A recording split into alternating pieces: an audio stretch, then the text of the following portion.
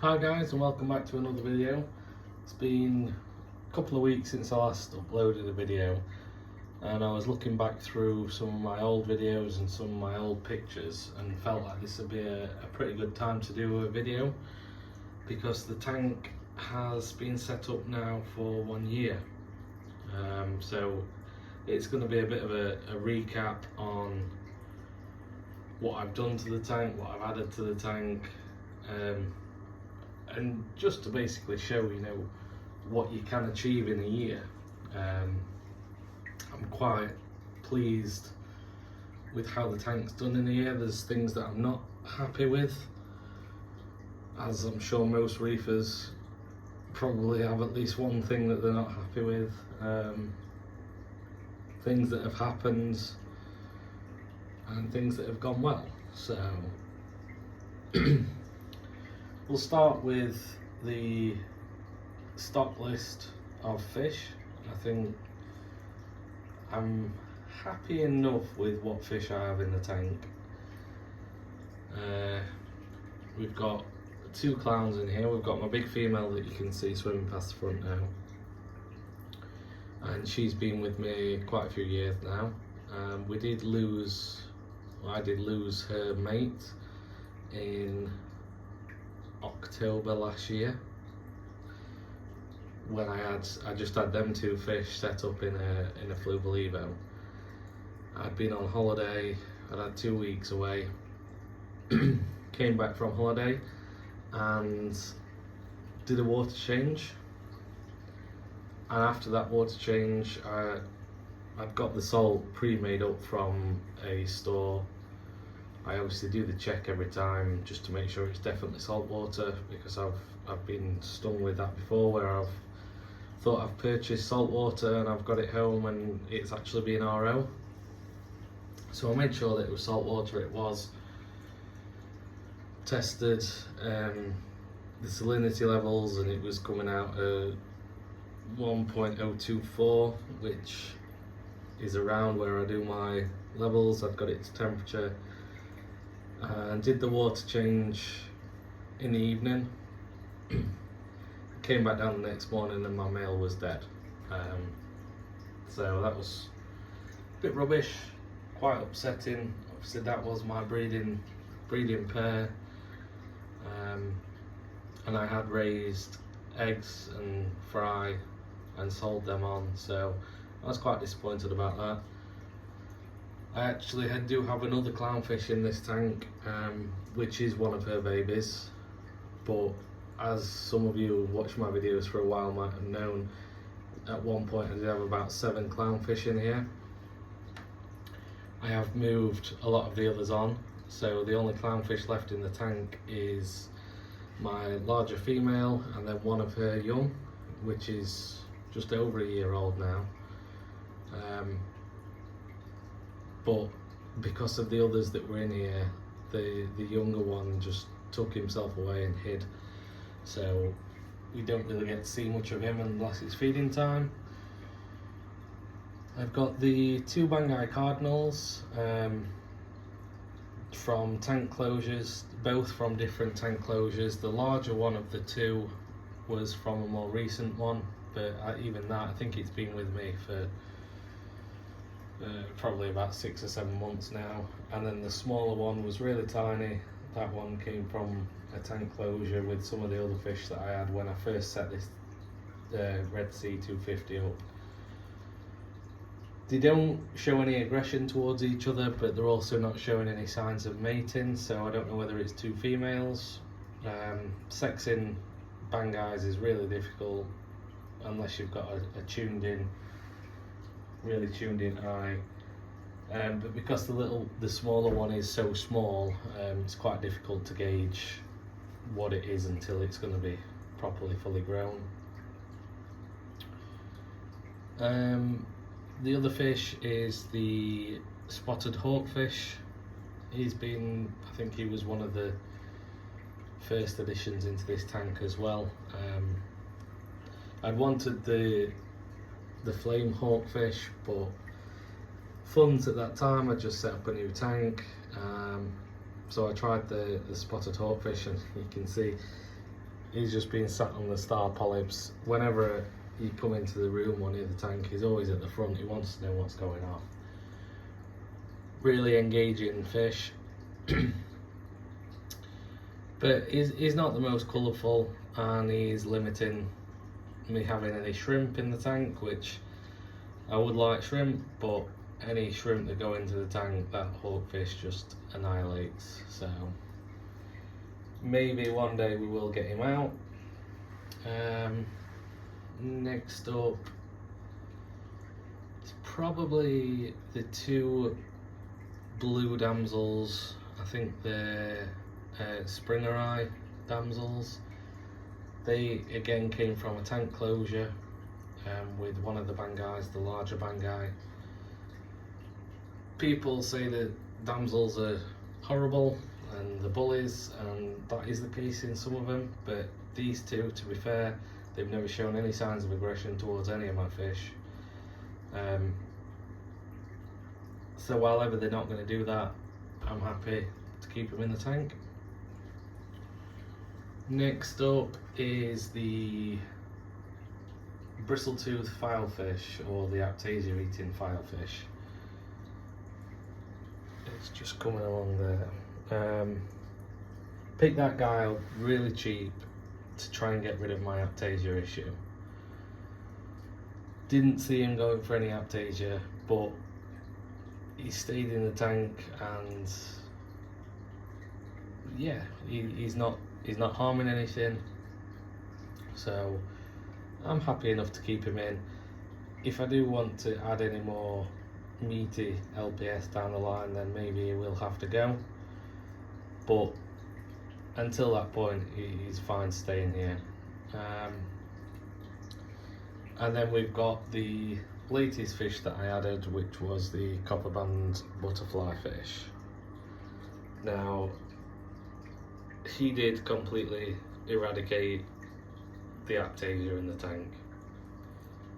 Absolute perfect. That's why I wanted him. They are one of my dream fish anyway. I've kept them in the past with great success. I've never had one die on me. I know people have very strong thoughts on the copperband, but he's been in the tank about 2 months now. Yeah, I'd say I think he's been in the tank 6 to 8 weeks now, so absolutely spot on. Can't fault him one bit. Although he did take a liking to my Acan and my Blastos, so they've been moved out into another tank. So that's the fish done. I will start getting a bit of a close-up at the corals for you. So we're off the tripod, so you're probably gonna have a bit more of a shaky experience, but we'll start from the left. I've got my frag rack up on the top, which I don't know if you're gonna be able to see everything that's on there, but got some rastazoas, some scrambled eggs, some clove polyps, some few bits of SPS, magician zoas. Coming down to the bottom, we've got a couple of mushrooms. Again, they've been growing really well, to be fair. I'm happy enough with it. What I'm not overly happy with is the rock flower nems. Not as colourful as some of the ones that I would have liked, but as I mentioned in a separate video, there was a baby which has now moved just to the further up there, but as you can see, they are tormenting the toadstools. So whether I take that rock out completely and try and get the toadstools off and get rid of the rock flower nems, I'm not sure, but for the time being we're just leaving it as it is.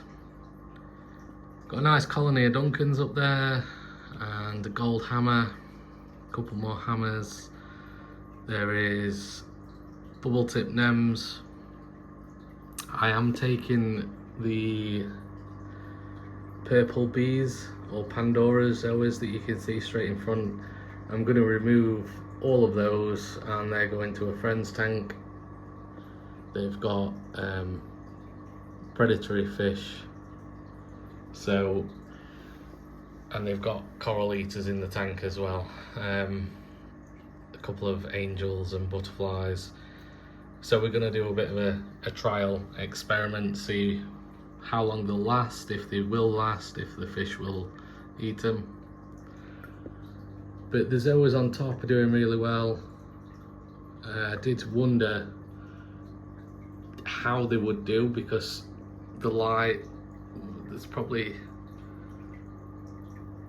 from them scrambled eggs that are right at the top, there's probably 2 inches, maybe 3 inch of water, and then another 2 or 3 inch before you get to the AI Prime HD, as you can see there. So they're under quite high intensity, but all the other zoas are doing alright. I've took some off, some that didn't look too good, or some that was riddled with aptasia before I'd added the copper band, so that's why there is a few gaps. But I will be going in and putting some of the zoas that I want to keep growing in.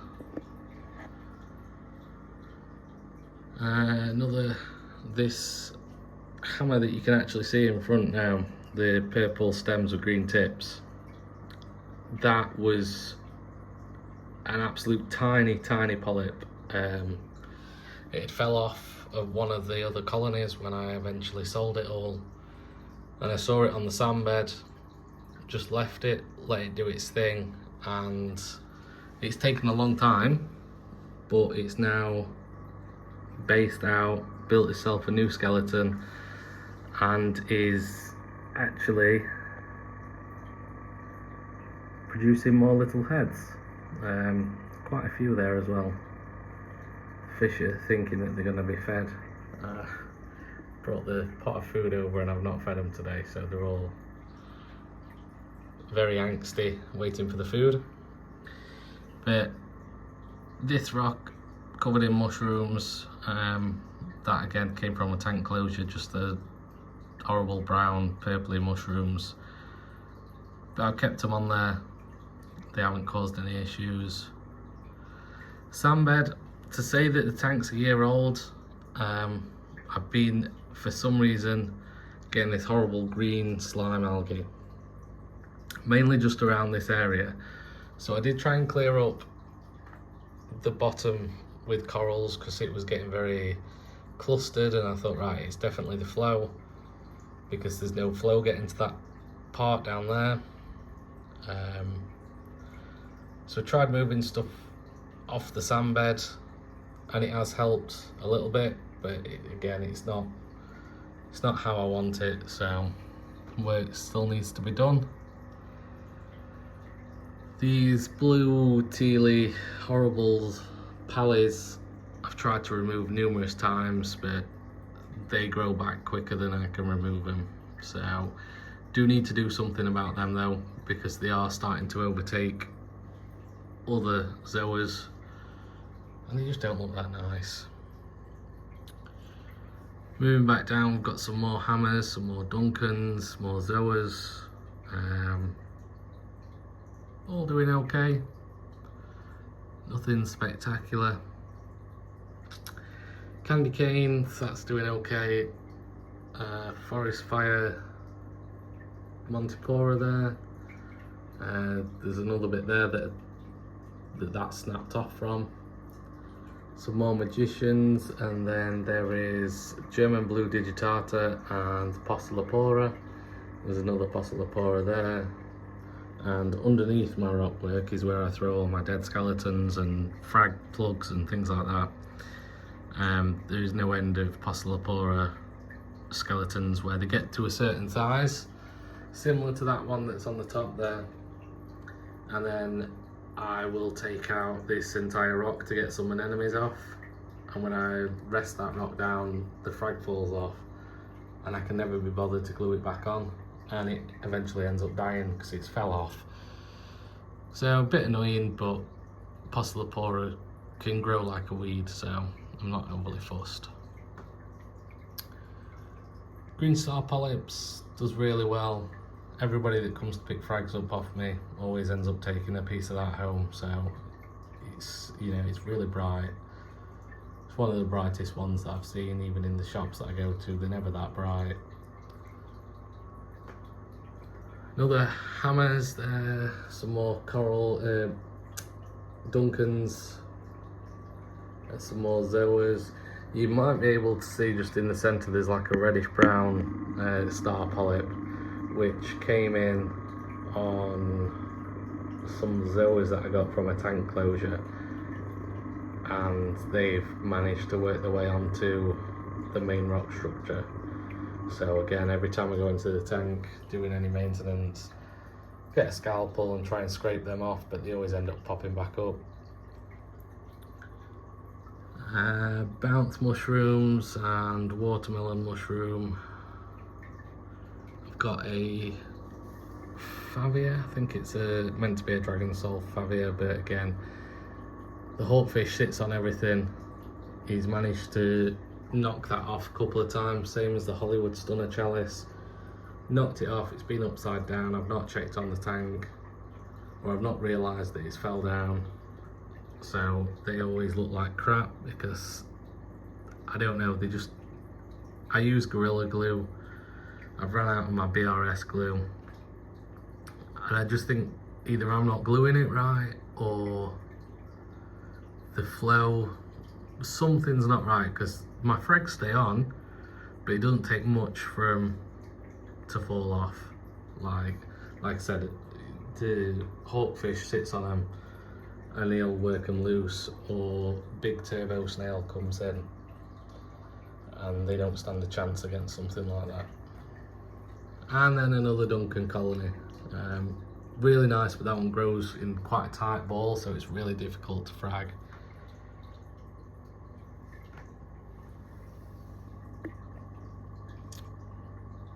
It's not going to focus. There was it's a Bizarro Cyphastria. It's not looking too good at the moment. It's been a while since I've come and sat in front of the tank, to be fair. I've been that busy lately that I've not really gave the tank any attention, other than feeding the fish. So I probably do need to run some tests. I imagine that the KH, just looking at that there, it looks like it's bleaching slightly, and looking at the extension on some of the hammers and things like that, things aren't looking too good, but the zoas all look okay, so that leads me to believe that it may be possibly be something to do with the DKH. Just gonna put some food in here, and that's how you manage to succeed to keep copper bands alive, is keeping them fed. And you could see there, as soon as the food went into the tank, it's one of the first